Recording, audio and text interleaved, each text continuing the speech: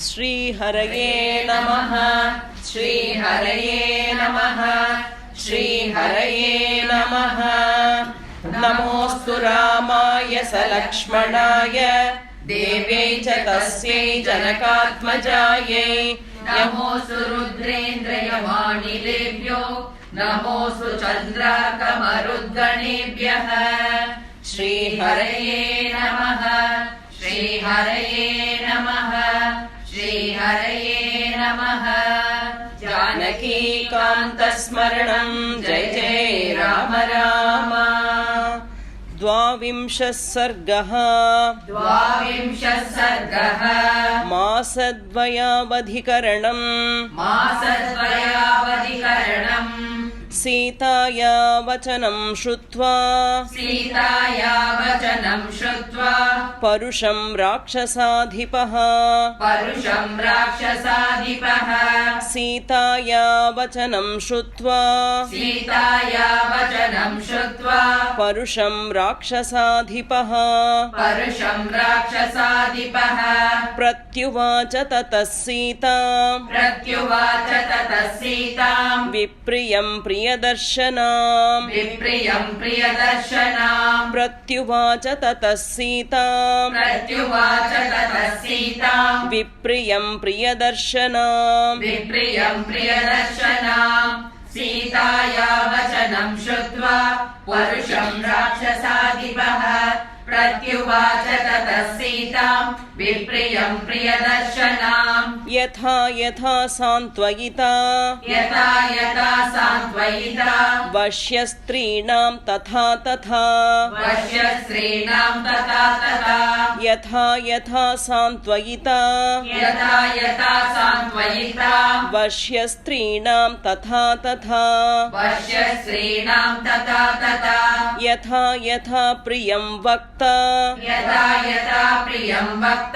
परिभूतस्तथा तथा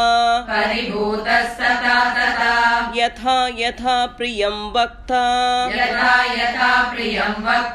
परिभूतस्तथा तथा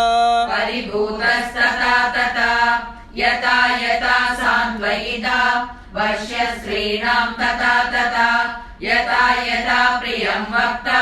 परिभूतस्तथा तथा सन्नियच्छति मे क्रोधम् त्वयि कामः समुत्थितः सन्नियच्छति मे क्रोधम् त्वयि कामः समुत्थितः द्रवतो मार्गमासाद्य हयानिव सुसारथिः द्रवतो मार्गमासाद्य हयानिव सुसारथिः सन्नियच्छति मे क्रोधम् त्वयि कामसमुत्थितः द्रवतो मार्गमासाद्य हयानिव सुसारथिः। वामकामो मनुष्याणाम् यस्मिन् किल निबध्यते वामकामो मनुष्याणाम् यस्मिन् किल निबध्यते जने तस्मिंस्त्वनुक्रोशः स्नेहश्च किल जायते जने तस्मिंस्त्वनुक्रोशः स्नेहश्च किल जायते वामकामो मनुष्याणां यस्मिन् किल निबध्यते जने तस्मिन् स्वनुक्रोशः स्नेहश्च किल जायते। एतस्मात् कारणानत्वाम् घातयामि वरानने एतस्मात् कारणानत्वाम् घातयामि वरानने वधार्हाम् अवमानार्हाम् वदार्हाम् अवमानार्हाम् मिथ्या प्रवजिते रताम् मिथ्या प्रवजिते रताम् वधार्हाम् अवमानार्हाम् वदार्हाम् अवमानार्हाम् मिथ्या प्रवजिते रताम् मिथ्या प्रवजिते रताम् एतस्मात् कारणात् त्वाम् घातयामि वरानने वदार्हाम् अवमानार्हाम् मिथ्या प्रवजिते रताम् परुषाणीह वाक्यानि परुषाणीह वाक्यानि यानि यानि ब्रवीषि माम् यानि यानि ब्रवीषि माम् परुषाणीह वाक्यानि परुषाणीह वाक्यानि यानि यानि ब्रवीषि माम् यानि यानि ब्रवीषि माम् तेषु तेषु वधो युक्तः तेषु तेषु वधो युक्तः तव मैथिलि दारुणः तव मैथिलि दारुणः तेषु तेषु वधो युक्तः तेषु तेषु वधो युक्तः तव मैथिलि दारुणः तव मैथिलि दारुणः परुषाणीह वाक्यानि यानि यानि ब्रवीषि माम् तेषु तेषु वधो युक्तः तव मैथिलि दारुणः एवमुक्त्वा तु वैदेहीम् एवमुक्त्वा तु वैदेहीम् रावणो राक्षसाधिपः रावणो राक्षसाधिपः एवमुक्त्वा तु वैदेहीम् एवमुक्त्वा तु वैदेहीम् रावणो राक्षसाधिपः रावणो राक्षसाधिपः क्रोधसंरम्भ संयुक्तः क्रोधसंरम्भ संयुक्तः सीतामुत्तरमब्रवीत् सीतामुत्तरमब्रवीत् क्रोधसंरम्भ संयुक्तः क्रोधसंरम्भ संयुक्तः सीतामुत्तरमब्रवीत् सीतामुत्तरमब्रवीत् एवमुक्त्वा तु वैदेहीम् रावणो राक्षसाधिपः क्रोधसंरम्भ संयुक्तः सीतामुत्तरमब्रवीत् द्वौ मासौ रक्षितव्यो मे द्वौ मासौ रक्षितव्यो मे यो वधिस्ते मया कृतः यो वधिस्ते मया कृतः द्वौ मासौ रक्षितव्यो मे द्वौ मासौ रक्षितव्यो मे यो वधिस्ते मया कृतः यो वधिस्ते मया कृतः ततः शयनमारोह ततः शयनमारोह मम त्वं वरवर्णिनि मम त्वं वरवर्णिनि ततः शयनमारोह ततः शयनमारोह मम त्वं वरवर्णिनि मम त्वं वरवर्णिनि द्वौ मासौ रक्षितव्यौ मे यो वधिस्ते मया कृतः ततः शयनमारोह मम त्वं वरवर्णिनि द्वाभ्याम् ऊर्ध्वं तु मासाभ्याम् द्वाभ्याम् ऊर्ध्वं तु मासाभ्याम् भर्तारं मामनिच्छति भर्तारं मामनिच्छति द्वाभ्याम् ऊर्ध्वं तु मासाभ्याम् द्वाभ्याम् ऊर्ध्वं तु मासाभ्याम् भर्तारं मामनिच्छति भर्तारं मामनिच्छति मम त्वां प्रातराशार्थं मम त्वां प्रातराशार्थम् आलभन्ते महानसे आलभन्ते महानसे मम त्वां प्रातराशार्थं मम त्वां प्रातराशार्थम् आलभन्ते महानसे आलभन्ते महानसे द्वाभ्याम् ऊर्ध्वं तु मासाभ्याम् भर्तारं मामनिच्छति मम त्वां प्रातराशार्थम् आलभन्ते महानसे तां तज्यमानां सम्प्रेक्ष्य तां तज्यमानां सम्प्रेक्ष्य राक्षसेन्द्रेण जानकीं राक्षसेन्द्रेण जानकीं तां तज्यमानां सम्प्रेक्ष्य तां तज्यमानां सम्प्रेक्ष्य राक्षसेन्द्रेण जानकीं राक्षसेन्द्रेण जानकीं देवगन्धर्वकन्यास्ता देवगन्धर्वकन्यासा विषेधुर्विपुलेक्षणाः विषेधुर्विपुलेक्षणाः देवगन्धर्वकन्यास्ता देवगन्धर्वकन्यासा विषेधुर्विपुलेक्षणाः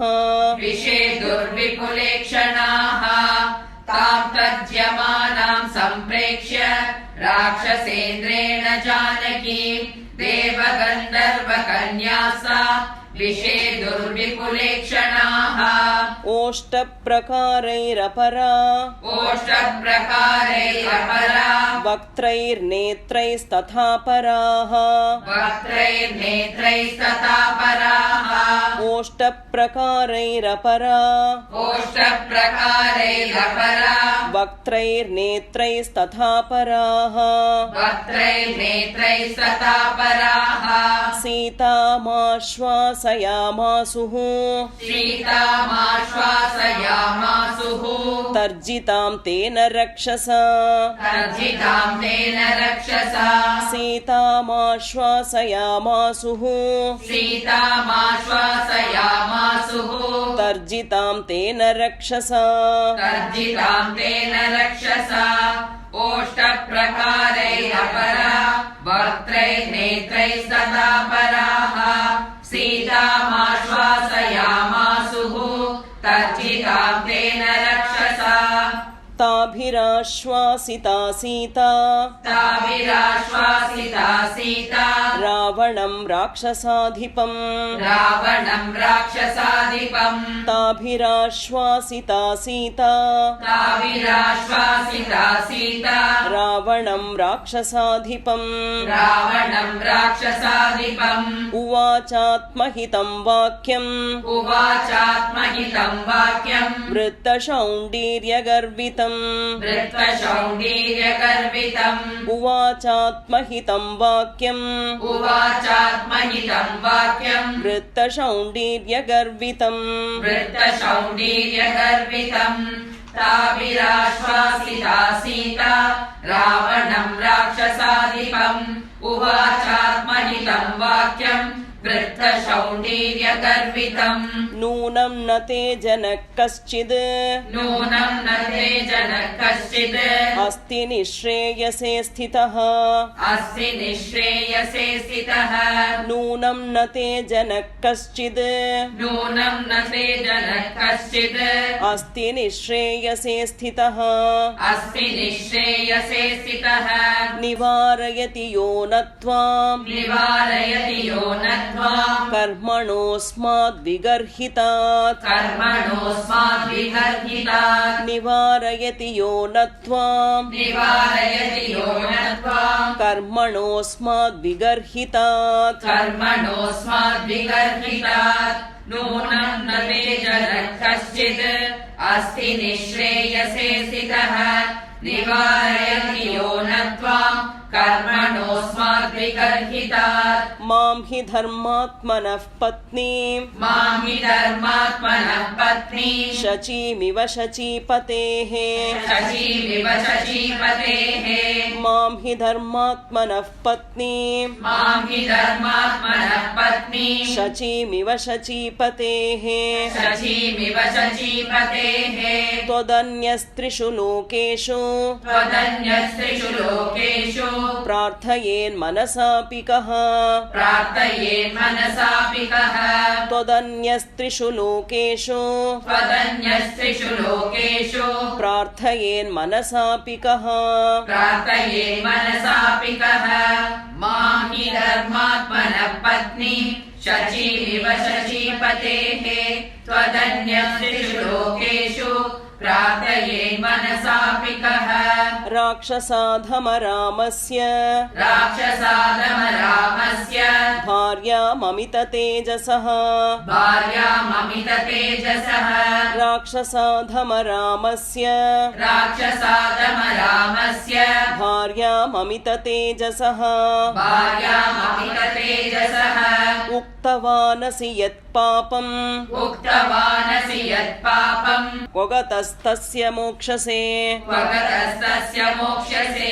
उक्तवानसि यत्पापम् उक्तवानसि यत्पापम् क्वगतस्तस्य मोक्षसे क्वगतस्तस्य मोक्ष्यसे राक्षसादमरामस्य भार्याममिततेजसः उक्तवानसि यत्पापम् क्वगतस्तस्य मोक्ष्यसे यथा दृप्तश्च मातङ्गः यदा दृप्तश्च मातङ्गः शशश्च सहितौ वने शशश्च सहितौ वने यथा दृप्तश्च मातङ्गः यदा दृप्तश्च मातङ्गः शशश्च सहितौ वने शशश्च सहितौ वने तथा द्विरदवद्रामः तथा विरधभद्रामः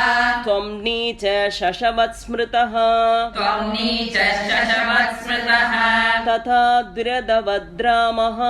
तथा विरधभद्रामः त्वं नीच शशवत् स्मृतः त्वं नीच शशवत्स्मृतः यथा दृप्तश्च मातङ्गः शशश्च सहितौ वने तथा विरधभद्रामः त्वं नीच शशवत्स्मृतः स त्वमिक्ष्वाकुनाथं वै स त्वमिक्ष्वाकुनाथं वै क्षिपन्निहन लज्जसे क्षिपन्निहन लज्जसे स त्वमिक्ष्वाकुनाथं वै स त्वमिक्ष्वाकुनाथं वै क्षिपन्निहन लज्जसे क्षिपन्निहन लज्जसे चक्षुषोर्विषयं तस्य चक्षुषोर्विषयं तस्य न तावदुपगच्छसि न तावदुपगच्छसि चक्षुषोर्विषयं तस्य चक्षुषोर्विषयं तस्य न तावदुपगच्छसि न तावदुपगच्छसि स त्वमिक्ष्वाकुनाथं वै क्षिपन्निहन लज्जसे चक्षुषोर्विषयं तस्य न तावदुपगच्छसि इमे ते नयने क्रूरे इमे ते नयने क्रूरे विरूपे कृष्णपिङ्गले विरूपे कृष्णपिङ्गले इमे ते नयने क्रूरे इमे ते नयने क्रूरे विरूपे कृष्णपिङ्गले विरूपे कृष्णपिङ्गले क्षितौ न पतितैकस्मात् क्षितौ न पतिते कस्मात् मामनार्य निरीक्षतः मामनार्य निरीक्षतः क्षितौ न पतिते कस्मात् क्षितौ न पतिते कस्मात् मामनार्य निरीक्षतः मामनार्य निरीक्षतः इमे ते नयने क्रूरे विरूपे कृष्णपिङ्गले क्षितौ न पतिते कस्मात् मामनार्य निरीक्षतः तस्य धर्मात्मनः पत्नीं तस्य धर्मात्मनः पत्नी स्नुषां दशरथस्य च सुषां दशरथस्य च तस्य धर्मात्मनः पत्नीं तस्य धर्मात्मनः पत्नी स्नुषां दशरथस्य च सुषां दशरथस्य च कथं व्याहरतो मां ते कथं व्याहरतो मां ते न जिह्वा व्यवशीर्यते न जिह्वा व्यवशीर्यते कथं व्याहरतो मां ते कथं व्याहरतो मां ते न जिह्वा व्यवशीर्यते न जिह्वा व्यवशीर्यते तस्य धर्मात्मनः पत्नी सुषां दशरथस्य च कथं व्याहरतो मां ते न जिह्वा व्यवशीर्यते असंदेशातु रामस्य असंदेशातु रामस्य तपसश्चानुपालनात् तपसश्चानुपालनात् असंदेशातु रामस्य असंदेशातु रामस्य तपसश्चानुपालनात् तपसश्चानुपालनात् न त्वां कुर्मिदशग्रीव न त्वां कुर्मिदशग्रीव भस्म भस्मार्ह तेजसा भस्म भस्मार्ह तेजसा न त्वां कुर्मिदशग्रीव न त्वां कुर्मिदशग्रीव भस्म भस्मार्ह तेजसा भस्म भस्मार्ह तेजसा असंदेशातु रामस्य तपसश्चानुपालनात् न त्वां कुर्मिदशग्रीव भस्म भस्मार्ह तेजसा नापि नापहर्तुमहं शक्या नापहर्तुमहं शक्या तस्य रामस्य धीमतः तस्य रामस्य धीमतः नापहर्तुमहं शक्या नापहर्तुमहं शक्या तस्य रामस्य धीमतः तस्य रामस्य धीमतः विधिस्तव वधार्ताय विधिस्तव वधार्ताय विहितो नात्र संशयः विहितो नात्र संशयः विधिस्तव वधार्थाय विधिस्तव वधार्ताय विहितो नात्र संशयः विहितो नात्र संशयः नापहर्तुमहं शक्या तस्य रामस्य धीमतः विधिस्तव वधार्ताय विहितो नात्र संशयः शूरेण दनदभ्रात्रा शूरेण दनदभ्रात्रा बलै समुदितेन च बलै समुदितेन च शूरेण धनदभ्रात्रा शूरेण दनदभ्रात्रा बलै समुदितेन च बलै समुदितेन च अपोह्य रामं कस्माद्दि अपोह्य रामं कस्मादि दारचौर्यं त्वया कृतम् दारशौर्यं त्वया कृतम् अपोह्य रामं कस्माद्दि अपोह्य रामं कस्मादि दारचौर्यं त्वया कृतम् दारशौर्यं त्वया कृतम् शूरेण दनदभ्रात्रा बलै समुदितेन च अपोह्य रामं कस्मादि दारचौर्यं त्वया कृतम् सीताया वचनं श्रुत्वा सीताया वचनं श्रुत्वा रावणो राक्षसाधिपः रावणो राक्षसाधिपः सीताया वचनं श्रुत्वा सीताया वचनं श्रुत्वा रावणो राक्षसाधिपः रावणो राक्षसाधिपः विवृत्य नयने क्रूरे विवृत्य नयने क्रूरे जानकीमन्ववैक्षत जानकीमन्ववैक्षत विवृत्य नयने क्रूरे विवृत्य नयने क्रूरे जानकीमन्ववैक्षत जानकीमन्ववैक्षत सीताया वचनं श्रुत्वा रावणो राक्षसाधिपः विवृत्य नयने क्रूरे जानकीमन्ववैक्षत नीलजीमूतसङ्काशः नीलजीमूतसङ्काशः महाभुजशिरोधरः महाभुजशिरोधरः नीलजीमूतसङ्काशः नीलजीमूतसङ्काशः महाभुजशिरोधरः महाभुजशिरोधरः सिंहसत्त्वगतिश्रीमान् सिंहसत्त्वगति श्रीमान् दीप्तजिह्वाग्रलोचनः दीप्तजिह्वाग्रलोचनः सिंहसत्त्वगतिश्रीमान् सिंहसत्त्वगति श्रीमान् दीप्तजिह्वाग्रलोचनः दीप्तजिह्वाग्रलोचनः नीलजीमूतसङ्काशः महाभुजशिरोधरः सिंहसत्त्वगति श्रीमान् दीप्तजिह्वाग्रलोचनः चलाग्रमुकुटप्रांशुः चलाग्रमुकुटप्रांशुः चित्रमाल्यानुलेपनः चित्रमाल्यानुलेपनः चलाग्रमुकुटप्रांशुः चलाग्रमुकुटप्रांशुः चित्रमाल्यानुलेपनः चित्रमाल्यानुलेपनः रक्तमाल्याम्बरधरः रक्तमाल्याम्बरधरः तप्ताङ्गदविभूषणः तप्ताङ्गदविभूषणः रक्तमाल्याम्बरधरः रक्तमाल्याम्बरधरः तप्ताङ्गदविभूषणः तप्ताङ्गदविभूषणः चलाग्रमुकुटप्रांशुः चित्रमाल्यानुलेपनः रक्तमाल्याम्बरधरः तप्ताङ्गदविभूषणः श्रोणीसूत्रेण महता श्रोणीसूत्रेण महता मेचकेन सुसंवृतः मेचकेन सुसंवृतः श्रोणीसूत्रेण महता श्रोणीसूत्रेण महता मेचकेन सुसंवृतः मेचकेन सुसंवृतः अमृतोत्पादनद्देन अमृतोत्पादनद्देन भुजगेनेव मन्दरः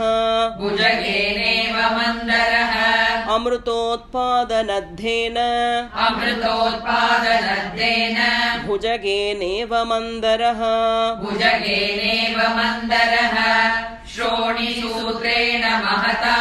मेचकेन सुसंवृतः अमृतोत्पादनद्धेन भुजगेनेव मन्दरः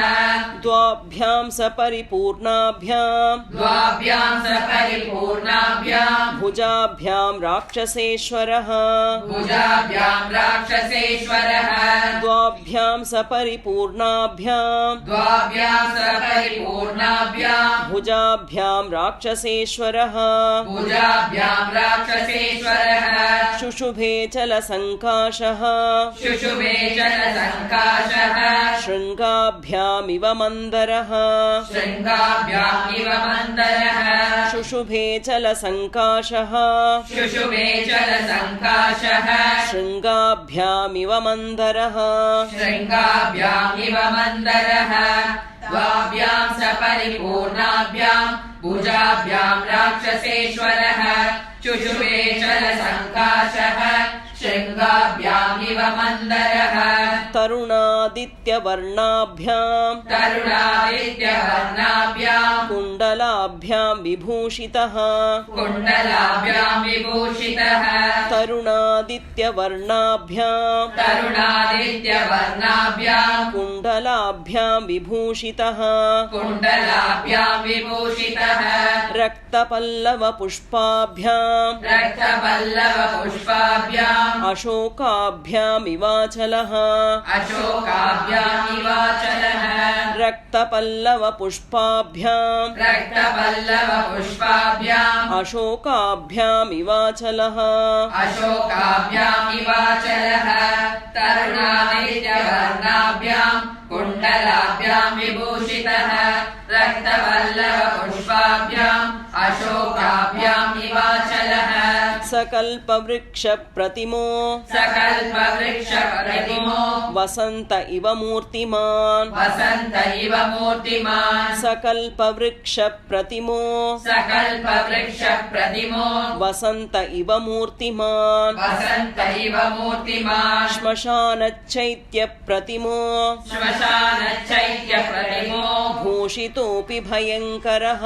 भूषितोऽपि भयङ्करः श्मशानचैत्यप्रतिमो भूषितोऽपि भयङ्करः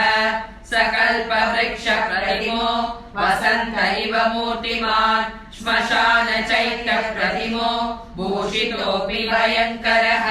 अवेक्षमाणो वैदेहीम् कोपसंरक्तलोचनः अवेक्षमाणो वैदेहीम् कोपसंरक्तलोचनः उवाच रावणः सीताम् भुजङ्ग इव निःश्वसन् उवाच रावणः सीताम् भुजङ्ग इव निःश्वसन् अवेक्षमाणो वैदेहीं कोपसंरक्तलोचनः उवाच रावणः सीताम् भुजङ्ग इव निःश्वसन् श्रीहरये नमः श्रीहरये नमः श्रीहरये नमः जानकीकान्तस्मरणं जय जय राम राम